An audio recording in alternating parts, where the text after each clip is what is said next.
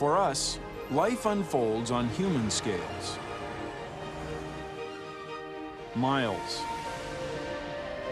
feet, inches.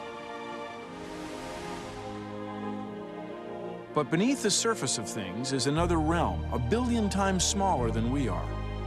A dimension that holds the secrets to understanding our world.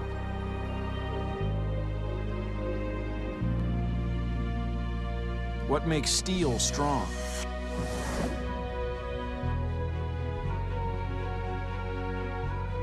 Why ice cream is delicious.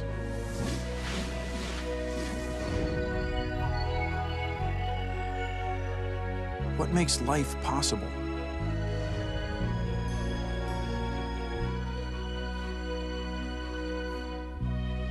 Secrets that help us create what we imagine. The human creativity of chemistry, there's just nothing more beautiful than them. This is the realm of chemistry, and these are its greatest discoveries.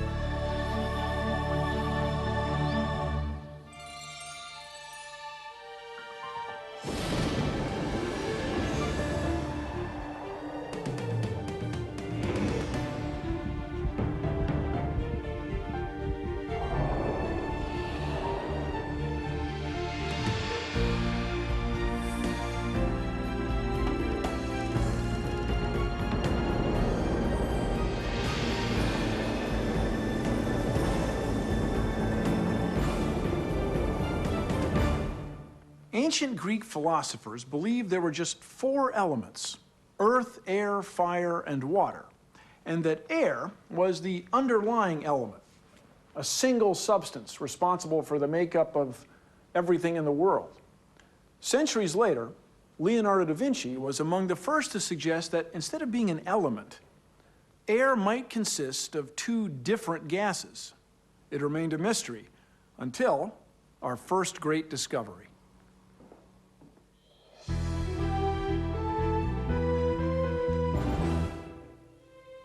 England, the latter part of the 18th century.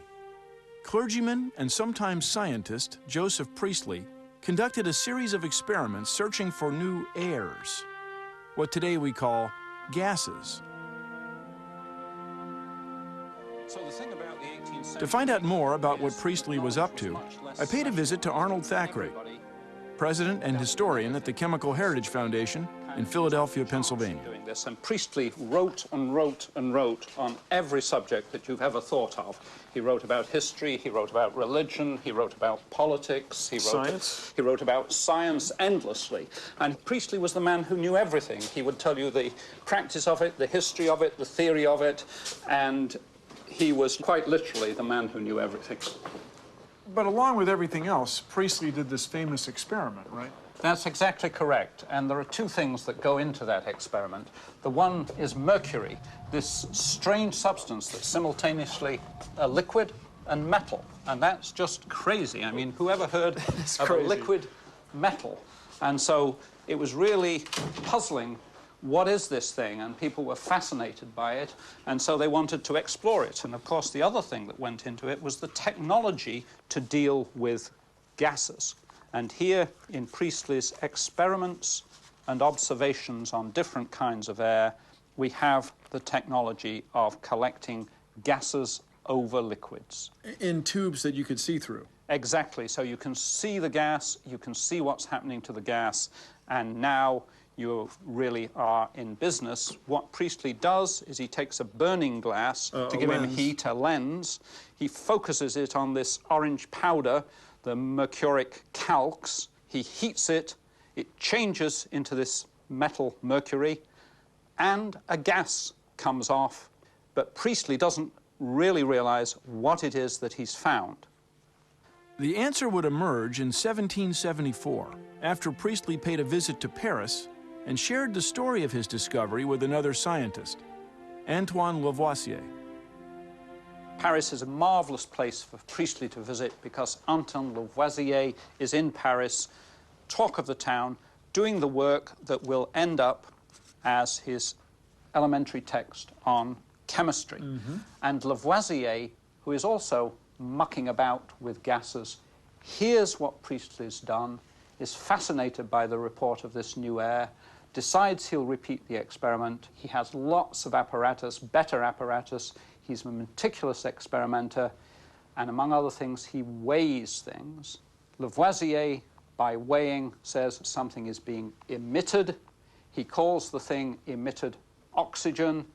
He rewrites the whole script of chemistry, and he creates a list of elements that we still use today: oxygen, hydrogen, sulfur. You can correctly say that Priestley discovered oxygen, but Lavoisier invented it. So, with Priestley's experimental work on gases, with the discovery of oxygen, with Lavoisier's articulation of a system of language, we have the whole conceptual scheme in which 19th century academic work is built, 20th century industrial innovation. We have pharmaceuticals, we have biotechnology, we have cell phones, we have plastics, that's exactly right.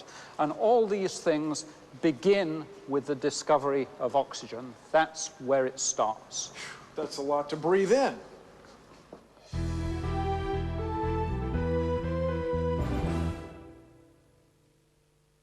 In the early 19th century, a British schoolteacher named John Dalton was hard at work, pursuing his fascination with chemistry, which would lead to our next great discovery. Dalton's experiments showed that the known elements, such as oxygen, hydrogen, and carbon, combined in definite and constant proportions.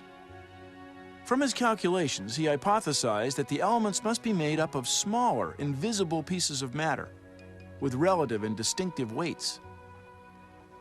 He called these pieces of matter atoms. So, what did Dalton discover? Dalton's great discovery was what he called the relative weights of ultimate particles. Ultimate particles. That's what he called it. It's a lovely phrase.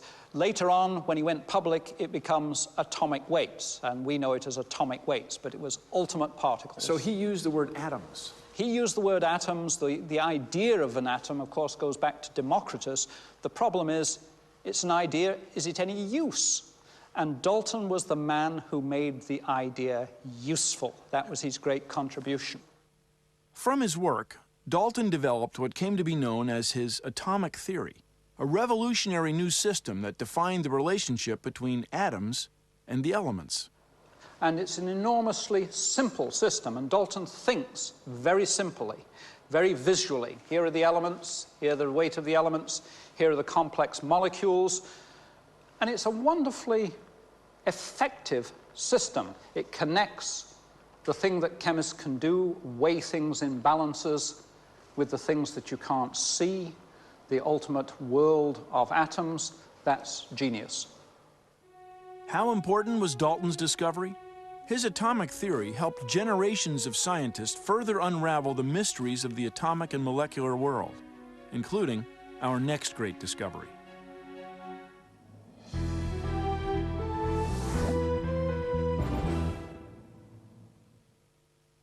In the early 1800s, French chemist Joseph Gay Lussac was conducting a series of experiments designed to study Dalton's atomic theory when he observed something odd.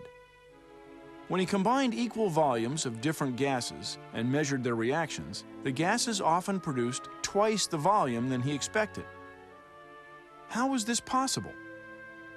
The answer was provided in 1811 by Amadeo Avogrado, a physics professor at the University of Turin in Italy. While studying the results of Gay Lussac's research, Avogrado had an insight. At the time, it was believed that gases were made of single atoms. Avogrado realized this assumption was wrong. The gases were made of multiple atoms, what came to be known as molecules. The realization that atoms could be rearranged to form molecules was the breakthrough that enabled scientists to move out of the chemistry dark ages and begin systematically creating new compounds.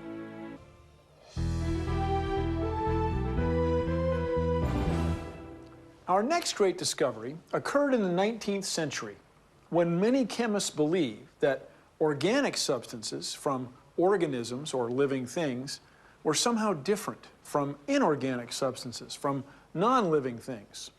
But that was about to change. In 1828, Friedrich Wohler was working in his lab when something caught his eye.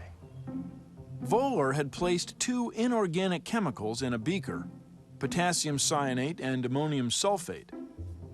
Now, when he looked at the beaker, it contained a gram's worth of small, white, needle-shaped crystals. What made this remarkable was that Wohler thought he'd seen these exact same crystals once before, but with an important difference. Those crystals had been organic. He had crystallized them while studying the chemistry of various substances found in urine. To make sure he wasn't mistaken, Wohler analyzed the new crystals. There was no mistake. These crystals were the same as those he had isolated before. He had made urea, which was something that had come out of a living thing. He had made it out of inorganic substances. Later he said, in a personal letter, not in the paper he wrote about it, that I have made urea without a kidney. And he knew what he had done. Meet Roald Hoffmann, winner of the 1981 Nobel Prize in Chemistry for developing a theory to explain organic chemical reactions. So why is this discovery of artificially making urea, why is that a great discovery? You know, there comes a time when you need a discovery, and it's sometimes a single one, to cross a border, to break down a wall. This is what this discovery was. Wow. It's not that it was so important in and of itself, but at the time that it came, the simple making of urea out of two inorganic chemicals, when it came, it caught people's attention. The whole story of the discovery is about the underlying basis, the building blocks of all matter, organic and inorganic, being the same, atoms.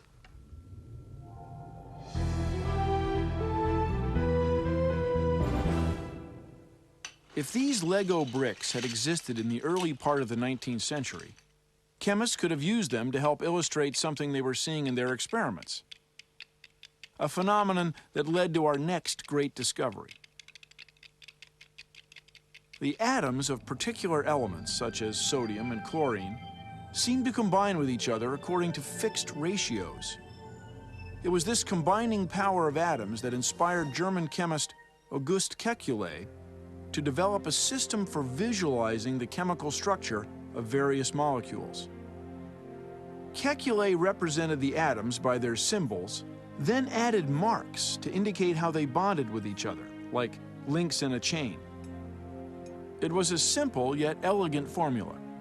Chemists now had a device for clearly illustrating the chemical structures of the molecules they were studying. There was just one problem. Benzene was the only known chemical that would not fit Kekulé's formula. Benzene's chain of carbon and hydrogen atoms required more combining power than the formula would allow. And all these organic chemistry professors are puzzling about it and offering different explanations. And one of them, August Kekulé, sitting by the fire one evening, falls asleep and starts to dream about a snake. And if you think about a snake, what Kekulé dreams of is the snake catches its own tail. And if you think about this, maybe the thing is a ring. And that gives you an answer to the puzzle. The 6 carbon atoms of the benzene molecule weren't linked in a chain. Like the snake, they formed a ring, each with a hydrogen atom attached, with alternating single and double bonds. Within a short time, Kekulé's insight was confirmed, and its effect was revolutionary. Chemists knew that all organic substances contained 1 or more carbon atoms in their molecules. With Kekulé's discovery, they now had the underlying formula to explain how carbon combined with other molecules to form a world of chemical compounds. The modern era of organic chemistry was born. Now, with this thing being so simple, that is to say, the snake bites its tail, why is this considered a great discovery? Here is a recipe for new drugs, new medicines, new understanding. If you go back in time, in Dalton's day, a couple of hundred compounds. Soon it's a couple of thousand. Soon it's 10,000. Astonishing. Soon it's 100,000. Last year, 15 million new compounds were registered, all built on this simple template. This is a work of genius.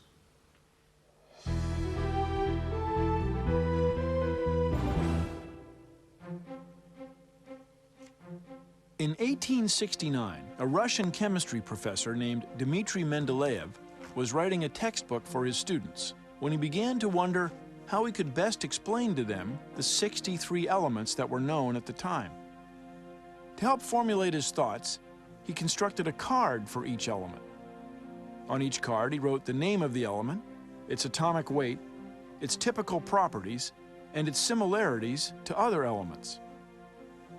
He then laid the cards out like a game of solitaire and began arranging them over and over, searching for patterns. Then came the moment of discovery. Before him was something extraordinary. The elements fell into 7 vertical groupings. Each periodic grouping had members that resembled one another, both chemically and physically. Mendeleev had discovered the periodic table of the elements, a map showing how all the elements related to one another. A map so precise that Mendeleev believed he could also use it to predict the existence and properties of 3 elements no one had yet discovered.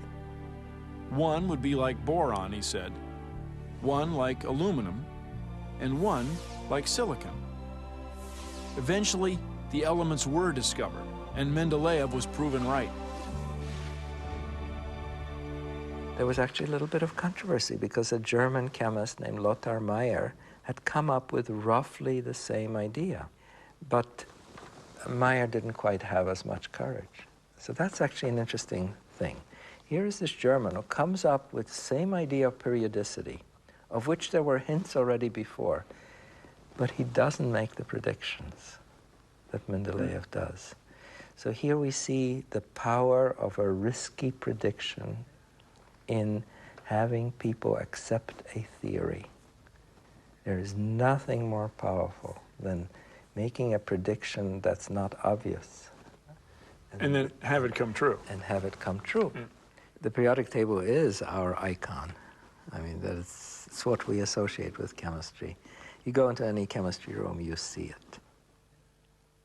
Why is the periodic table of elements significant? It forever changed the way that everyone would learn and understand the elements. The periodic table of elements is to chemistry as notes of music are to a Beethoven sonata.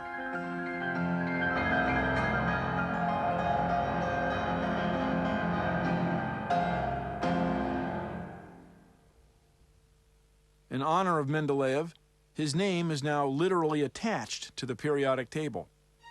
The element 101 was named after him. It's called Mendelevium. It's not only chemists who like the periodic table. I hear you carry one around. I do carry one, yes, sir. Show me. You never know. And I seem to use it a lot. Let's see. It's a small one. So I'm going to give you a test. What is under nitrogen in the periodic table? Nitrogen is 7. Yes. I have to think a second. Under sulfur. No, you're wrong. Oh, God. That's Close. why I carry You're the thing. one off. It's phosphorus. Oh, phosphorus. Phosphorus No, 15. is right. And Phosphorus is 15? Yeah, you have to add 8 at that point. See, that's why I carry it. I can't remember. So it's 7 plus 8, 15 phosphorus. Okay. There's a pattern there. I get it now.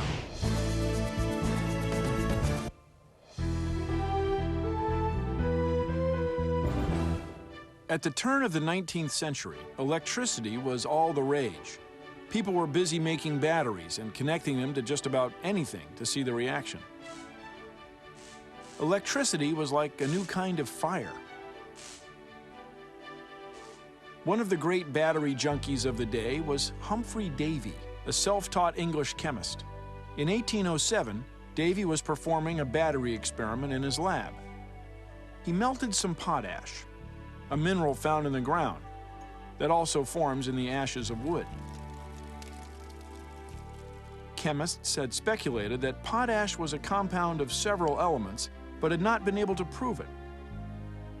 Davy wanted to see if electricity might provide the answer. He ran some wires from one of his biggest batteries to the melted potash.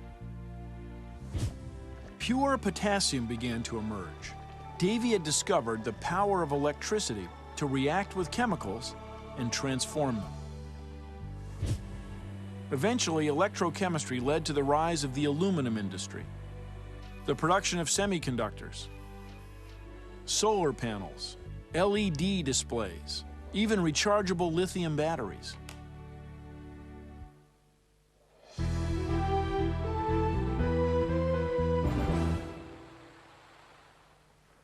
In the 1850s, Robert Bunsen and his research collaborator Gustav Kirchloff conducted a series of experiments to determine why substances emitted specific colors when placed in a flame. The color they determined indicates what elements are present in the substance. For example, if sodium is placed in a flame, they observe shades of yellow.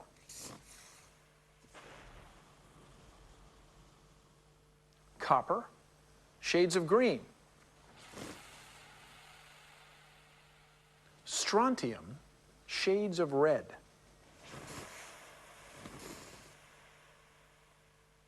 That was a good one. While watching the experiments, Kirchloff was reminded of how a prism spreads light into a rainbow of colors.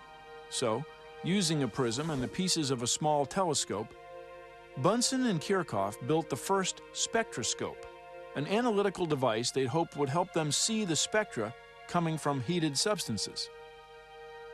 And it worked. As an element was put into the flame of a Bunsen burner, the light from the heated substance passed through the prism of the spectroscope, where it then spread into a ribbon-like spectrum of colors, riddled with dark lines. The combinations of bright colors and dark lines were like barcodes indicating what atoms were present. When burned, each element produced a completely unique spectrum. Using their spectroscope, Bunsen and Kirchloff were able to discover two new elements, cesium and rubidium. One day, Bunsen and Kirchloff decided to test their invention with sunlight. It produced a spectrum that featured two lines that were identical to those in the spectrum produced by sodium. Bunsen and Kirchloff had discovered the presence of sodium in the sun, 93 million miles away. Suddenly, scientists had a tool to help them study the chemistry of the heavens. Liftoff. We have liftoff. Today, the legacy of this great discovery lives on in the exploration of space. A form of spectroscopy is being used to study the atmospheres of planets, to search for signs of water, signs of life.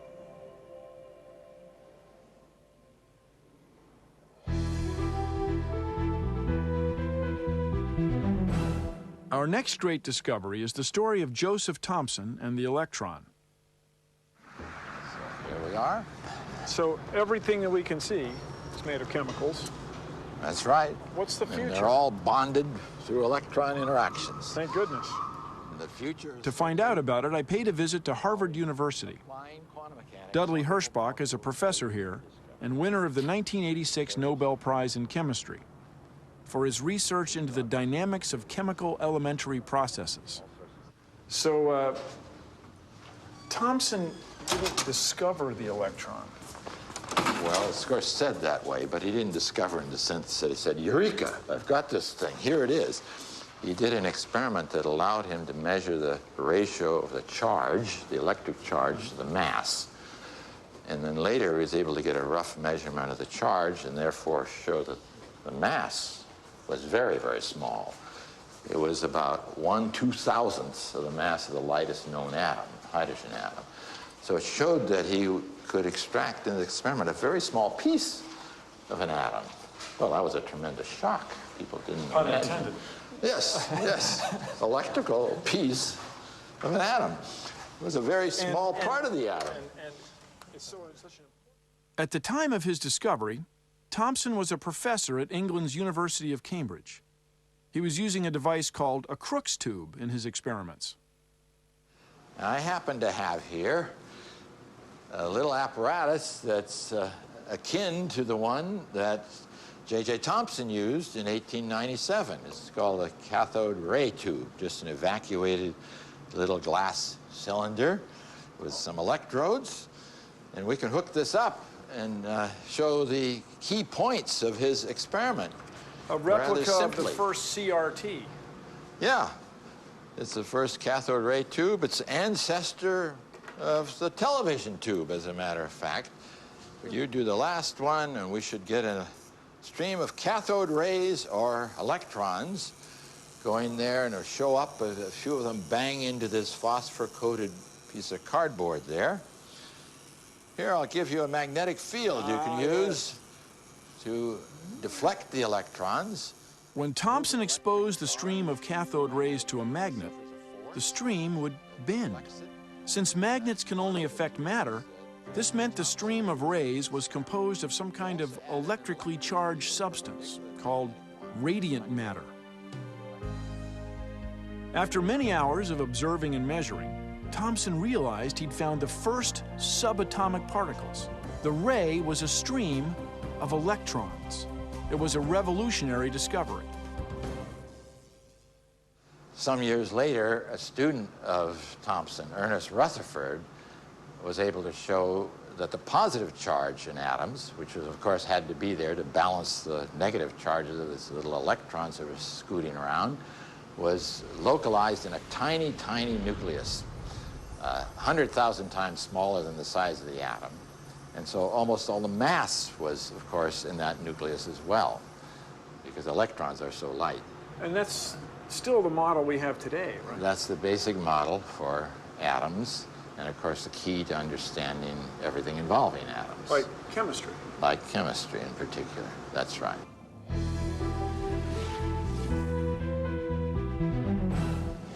Scientists were just beginning to discover the anatomy of the atom. Now they wanted to understand its behavior, specifically the mechanism that enabled the atoms of certain elements to combine with the atoms of other elements to form new substances. In the early 1900s, American chemist Gilbert Lewis developed a model of the atom that provided an answer. It is he who explained that electrons in atoms, and chemistry is about electrons, it's not about nuclei, that the electrons in atoms went in shells around the nucleus. In Lewis's model of the atom, each shell allows only a maximum number of electrons. Lewis theorized that two chemical elements might combine to form a compound when they give up or accept electrons from their outer shells. For example, on their own, sodium and chlorine are hazardous. But when a single sodium atom gives up the electron from its outer shell, and a single chlorine atom's outer shell accepts it, this exchange allows the two to bond and form the compound sodium chloride, table salt. Gilbert Lewis's theory was an extraordinary breakthrough. It enabled scientists to begin making chemical compounds, millions of them, compounds that have shaped the face of modern life.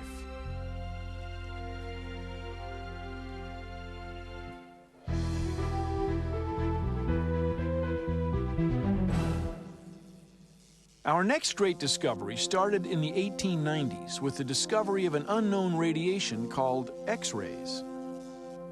It caused a sensation, and scientists immediately began looking for other substances that emitted strange, perhaps valuable forms of radiation.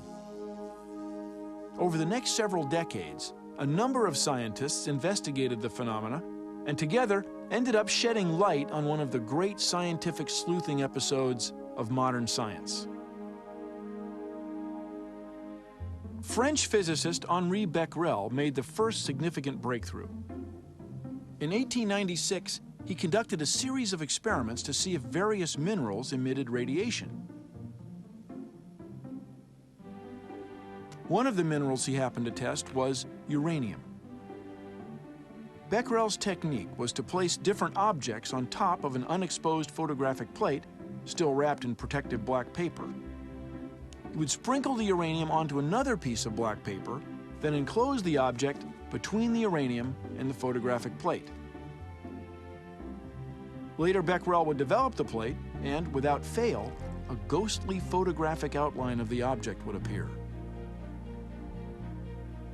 From these experiments, Becquerel was able to prove conclusively that he had found a source for the mysterious radioactive rays that everyone was looking for. That source was uranium. From Becquerel, the investigation of radioactivity was taken up by Marie Curie. Curie and her husband Pierre undertook the job of isolating whatever elements were responsible for the radioactivity in uranium ore. For 2 years, the Curies boiled, sifted, filtered, and processed several tons of uranium ore. Finally, they succeeded in isolating 2 new elements contained in the ore, which they called polonium and radium. Marie Curie concluded that radium was 1,000,000 times more radioactive than uranium. More importantly, she determined that the mysterious form of energy which enabled radioactivity to penetrate other materials was not the result of a chemical process, but seemed to be atomic in nature. Unfortunately, her discoveries came at great cost. The dangers of being exposed to radioactivity were still unknown at the time, and in 1934, Marie Curie died of leukemia, believed to have been caused by radiation poisoning. Even the notebooks that she used to record her observations are still considered too radioactive to handle. It was the atomic nature of radioactivity that eventually attracted the interest of physicist Ernest Rutherford, whom we already met in the discovery of the electron. Rutherford found that radioactive material goes through a natural process of decay. As it moves through the process, the radioactivity spontaneously emits unstable and highly charged energy particles with the power to penetrate matter. Rutherford called them alpha and beta particles and gamma rays. Since those discoveries, we've learned a lot about radioactivity, the dangers as well as the benefits. Radioactivity has given us medical imaging, a treatment for tumors, a method for calculating the age of the Earth, and a power source for our spacecraft to explore the solar system. Even some smoke detectors contain a small amount of radioactive material called americium, which helps create a steady electrical current. When smoke particles disrupt that current, it triggers the alarm. Centuries ago, alchemists set their sights high. They sought infinite wealth and immortality through miraculous transformations of matter. They came up with useful tools and glassware, but not much else. Chemists, on the other hand, set their sights a bit lower and ended up changing the look and feel of the material world, as did our next great discovery.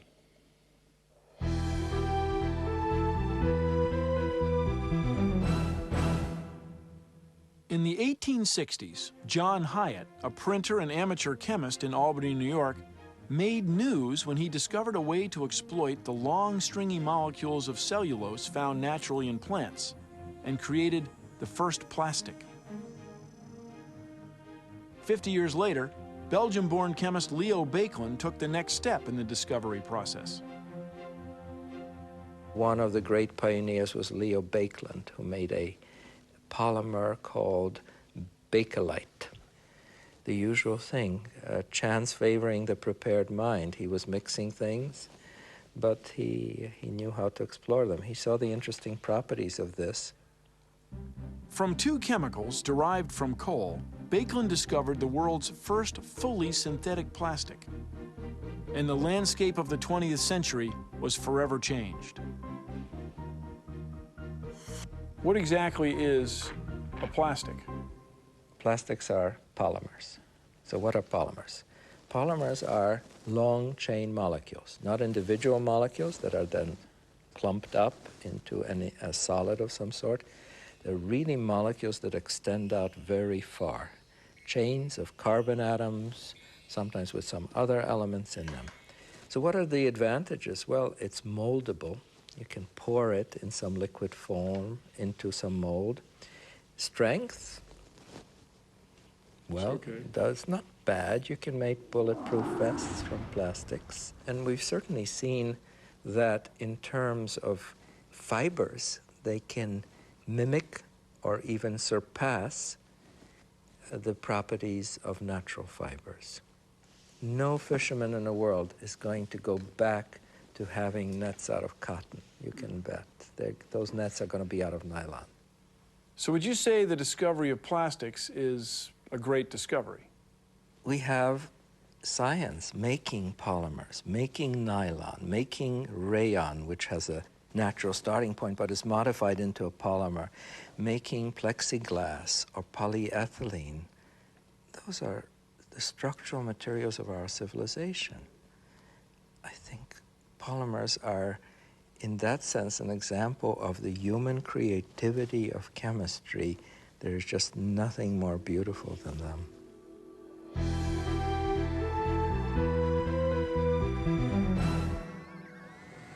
This single gram of black powder costs $500, about 30 times the price of gold. Remarkably, it's a special kind of soot made of molecules called carbon nanotubes. Each nanotube is about 1/1,000,000th of a meter in diameter, thinner than a strand of DNA, yet filled with a world of promise that has a lot of people excited, including a scientist who helped discover them.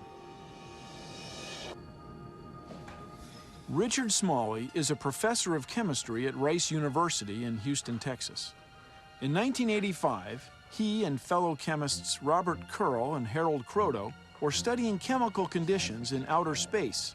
Using sophisticated laser and spectroscopic equipment, they were searching for evidence that might help reveal the chemical nature of interstellar matter. Instead, they found something else, for which they would share the 1996 Nobel Prize for Chemistry. What exactly did you discover? Well, in 1985, over a period of a week, we discovered that there was one special cluster of carbon atoms that had precisely 60 atoms that was magic. It was specially stable compared to any other cluster. And we wondered why. Smalley, Kroto, and Curl named the new molecules buckyballs, after Buckminster Fuller, the architect who designed the geodesic dome. What they'd really discovered was a whole new class of large, all-carbon molecules, which came to be called fullerenes. A molecule is not just when some atoms are stuck together by good bonds. There's another property of a molecule, and that is when you put the last atom, it kind of clicks and it's done. It's stable. And you offer it another atom and says, no, thanks, I'm happy the way I am. Well, that's what C60 was. We were offering it other carbon atoms in the apparatus we built, and I said, no, I'm going to stay with 60. So here's a molecule. At least it was a molecule in my mind's eye that seemed to explain the results, which has the most symmetry of any molecule ever discovered. It's a big thing. This is about a nanometer in diameter, about 10 angstroms here, a nanometer, a billionth of a meter. In 1991, the significance of fullerenes gained even more momentum when Sumio Iijima, a scientist at the NEC Corporation, discovered yet another category of the cage-like wonders. But these fullerenes were slightly different. They were made of hollow molecules of pure carbon that formed a seamless hollow tube called carbon nanotubes, or in honor of Smalley's discovery, Bucky tubes. There's Bucky balls, right? All right. And then there's Bucky tubes. Yeah, I've got these things get awfully big now. A tube of the diameter of this ball is this big. And this is a fullerene, same sort of structure. You know, here are the pentagons here, and there's the hexagons. There's 6 pentagons here, 6 pentagons there, 12 total. And in between all these hexagons, and now this thing is just a sort of a Bucky capsule, But you can imagine this thing being very long, and in fact, these things have been made millions of times longer than their diameter now. And these objects have incredible properties. Like what? Well, for one thing, if you, instead of holding this plastic object, which I can easily rip apart, if you held a bucky tube in your hands and you go to pull it, you'd find it is the stiffest object in the universe. Stiffer than steel. Stiffer than steel. Stiffer than diamond? Stiffer than diamond. But you're a big guy, you can pull it. You'd find that you can stretch it out quite a bit before it breaks. And we expect we'll find that it's 100 times stronger than steel in tension. The strongest fiber that you can ever make out of anything, ever. That means like a million years from now, when you ask me what's the strongest thing, same thing. You know, something has to be the strongest of all possible objects. This is it. And it's just carbon, so you could take coal or sewage or old rubber tires and convert them into bucky tubes. Think what we could do with that. So we could rewire the world. We can make electrical cables that conduct electricity better than copper at 1/6 the weight. So when you think about this, does it seem too good to be true? Does it seem magical or something? It does. It does. I mean, how was the chance that you can discover something like this? But that's one of the fascinating things about the current status of our understanding of chemistry and physics. In fact, we can calculate the behavior of things very well these days. The big mystery with bucky balls in these tubes is not that they would be great if you could make them. It was finding out you could actually make them. Carbon nanotubes are one of the reasons the word nanotechnology has become so well known. Some are describing it as a modern-day industrial revolution. Nanotechnology refers to building things from scratch, like this nanomotor. It's the ability to assemble the atomic and molecular building blocks of nature to create a new generation of products and applications that are stronger and more precise. Is this the next realm of chemistry? Is this the next thing in chemistry? I'm glad to see you use the word chemistry about this, because that's really what this is. We can't afford to pick every atom up with our fingers and stick them in. We have to have the atoms self-assemble, and they have to come from some source of cheap atoms so we can make these efficiently. We have a name for that. We call it chemistry.